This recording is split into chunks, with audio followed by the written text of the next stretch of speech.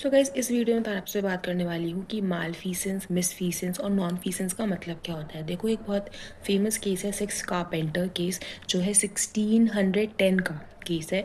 इसके अंदर डिस्कस किया गया था कि डिफरेंस क्या होता है नॉन फीसेंस और मिसफीसेंस के अंदर। पर मैं अभी आपको इन तीनों के मतलब बता देती हूँ। मालफीसेंस का मतलब क्या होता है? मालफीसेंस का मतलब होता है जब आपने कुछ काम किया है जो शुरुआत से ही इलीगल है, आपने काम ही गलत किया है, उसको हम बोलते हैं मालफीसेंस।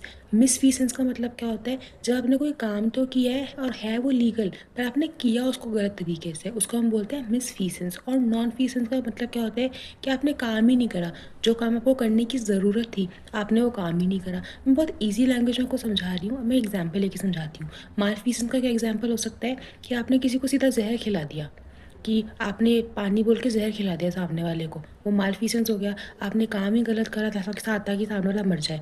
दूसरा क्या हो गया? मिसफीसेंस, कि आपने सामने वाले को पानी दिया, वो खास रहा है, आपने उसको पानी दिया, मतलब आपने जहर मिला के दे दिया हल्का सा, सारे को पता ही नहीं है। ये हो गया मिसफीसेंस। और नॉन फीसेंस क्या हो गया? कि सामने वाले को अस्थमा का अटैक आ रहा है, आपके हाथ में पंप है उसका, पर आप दे ही नहीं रहे। दिस इज़ नॉन फीसेंस, कि सामने वाला मर जाएगा आपको पता है, पर आप जानबूझ के उसको पंप नहीं दे रहे हो ताकि वो मर जाए। आपने वो काम ही नहीं करा जो आपको करने की ज़रूरत थी, उसको हम बोलते हैं नॉन फीसेंस। तो ये बेसिक डिफरेंस है माल फीसेंस, मिस फीसेंस और नॉन फीसेंस का। एंड जो केस लॉ मैंने आपसे बोला है वो सिक्स कारपेंटर केस 1610 का केस है। ये बार आप केस लॉ भी ज़रूर पढ़ लेना। इसकी मैं डिटेल वीडियो नेक्स्ट वीडियो में लेकर आऊँ।